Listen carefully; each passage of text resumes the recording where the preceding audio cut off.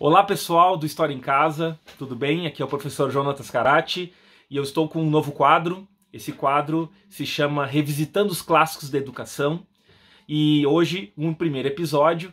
Por que estudar os clássicos, né? Sempre importante começar com uma boa pergunta e eu quero, nesse episódio, me apresentar e também falar um pouco dessa resposta que eu posso dar aí do porquê estudar os clássicos da educação. Então, primeiramente, queria me apresentar. Meu nome é Jonatas Carati, sou professor já há 15 anos, lecionei na educação básica, agora estou atuando na universidade, exatamente na área da formação de professores, então é algo que me interessa muito.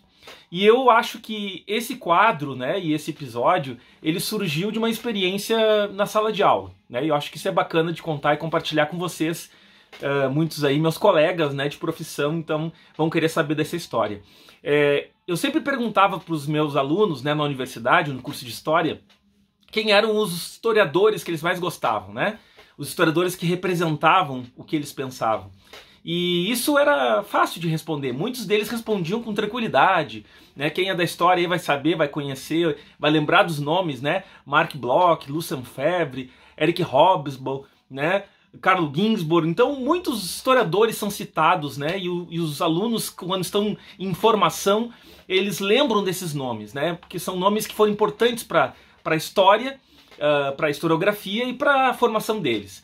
Agora, quando eu perguntava para eles assim, olha, quais são os educadores que vocês admiram? Os educadores que vocês dizem assim, puxa, estou indo de manhã para a escola, vou dar aula, o que me faz levantar de manhã? E quem são os educadores que me representam, né? Que são educadores que me ajudam a pensar a minha profissão. E muitos deles não tinham resposta. Muitos deles que falavam tranquilamente os nomes dos historiadores que eram importantes para eles, eles não tinham a mesma facilidade de responder sobre a educação, sobre os educadores. E eu fui percebendo, na minha própria formação na graduação e agora atuando na universidade, que parece que a gente não tem, parece que houve aí um problema de memória, né, um apagão, em que a gente perdeu algumas referências e alguns grandes educadores brasileiros. E sempre lembramos, né, do Paulo Freire e do Rubem Alves, que são fantásticos, mas a gente não lembra de outros educadores que foram importantes. E aí que vem, então, a resposta, né, que eu quero trazer para vocês. Por que nós devemos estudar os clássicos da educação, né? Primeiramente, porque nós temos muitos problemas na educação brasileira e nós precisamos de respostas para soluções para esses problemas na educação brasileira. Então, algo que sempre me angustia muito é a gente ver os mesmos problemas da educação, os mesmos problemas todos os anos, ou ainda, muitas vezes, problemas que vão se dimensionando, vão aumentando e a gente não consegue resolver. E muitos professores, eu já passei por isso, né? A gente fica angustiado porque a gente vai trabalhar, a gente passa ano após ano e os problemas vão aumentando. E aí eu penso o seguinte, puxa, como é que eu vou tentar repensar minha formação docente? Como é que eu vou tentar pensar vias, né, para a educação e no microcosmos ali da minha sala de aula? E aí eu digo para vocês que muitos educadores clássicos, eles podem nos ajudar com algumas respostas. Eu até tenho alguns livros aqui, alguns vão ser trabalhados nos próximos episódios, né? Mas aqui, só para dar um exemplo, eu tenho aqui na minha mão Anísio Teixeira, Educação no Brasil. Tenho aqui Darcy Ribeiro, Educação como Prioridade. Tenho aqui entrevistas do Fernando de Azevedo. E eu poderia comentar muitos outros educadores que eu tenho me apropriado e que eu vejo que eles têm coisas que podem nos ajudar a pensar os problemas da educação. Então eu não estou aqui como professor de história querendo falar só da história, né?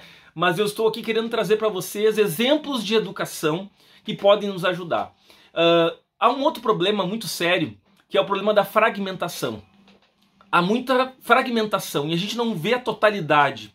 Então esses educadores clássicos, eles podem nos ajudar a entender essa realidade, porque a realidade está fragmentada e essa realidade fragmentada, ela impede a gente de ver o todo, né? Então eu acredito que essa nova série, né? Eu acredito que esse novo quadro, né? Ele tem muito a contribuir para você, professor, porque ele vai lhe ajudar a pensar, né? como o Anísio Teixeira pensava a educação, né? Como que o Darcy Ribeiro pode contribuir para pensar a educação, pensarmos a educação hoje, né? E tantos outros educadores que eu vou anunciar, que eu vou apresentar para vocês aqui. Então eu quero dar as boas-vindas a vocês que estão agora conhecendo esse novo quadro, né? E dizer para vocês que eu estou muito contente de fazer esse quadro, porque eu já tenho lido há um tempo essas obras e tenho compartilhado nas redes sociais, e agora eu vou poder falar um pouco mais, desenvolver um pouco mais sobre o conteúdo, né, desses educadores clássicos. E aí, quando eu chamo a expressão educadores clássicos, eu quero dizer que nós, infelizmente, perdemos o contato. Parece que existe alguma coisa que nós perdemos, né, nos últimos anos e que nos impede de chegar a alguns educadores que ficaram lá atrás, que foram importantes e que a gente até desconhece. Essa pergunta que eu faço seguidamente para meus estudantes, né? Quais são os educadores que vocês se inspiram?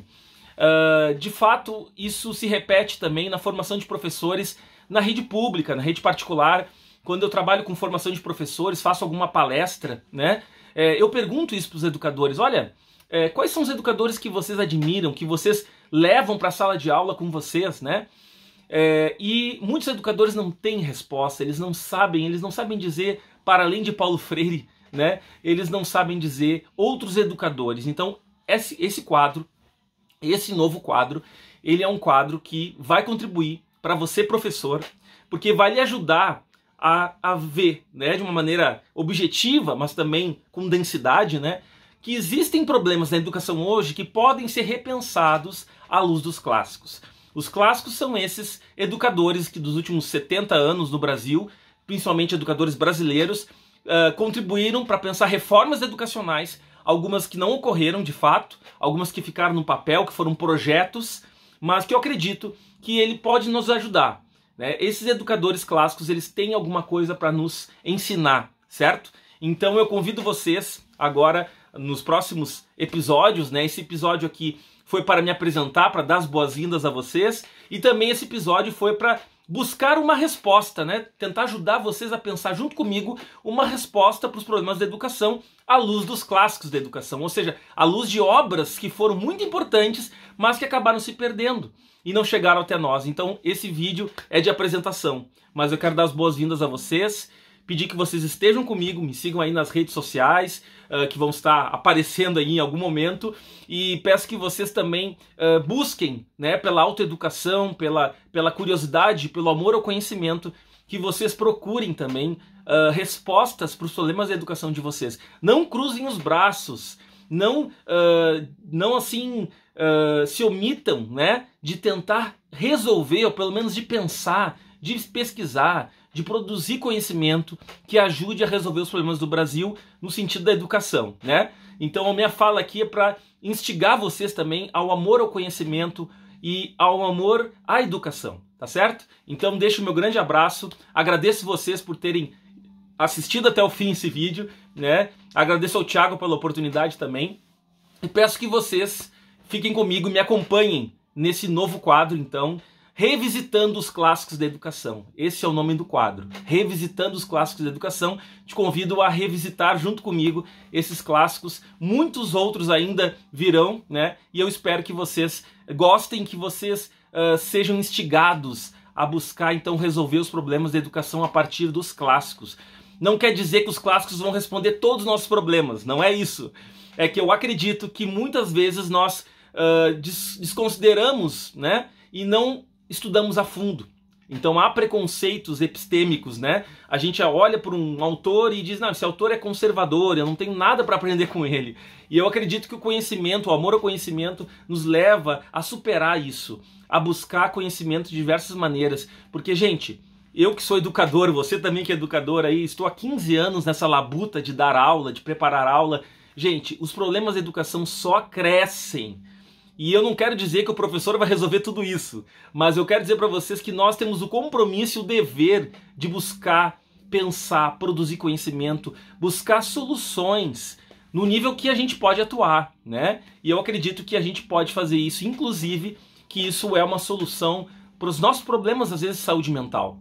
A nossa ansiedade, as nossas preocupações que tomam a nossa cabeça e o nosso coração, às vezes nos impedem de ser professores melhores, porque nós não temos muitas vezes essas dúvidas e esses problemas do dia a dia do professor resolvidos. Isso nos pesa os ombros e nós não podemos ficar pesados, porque o nosso trabalho já é muito pesado.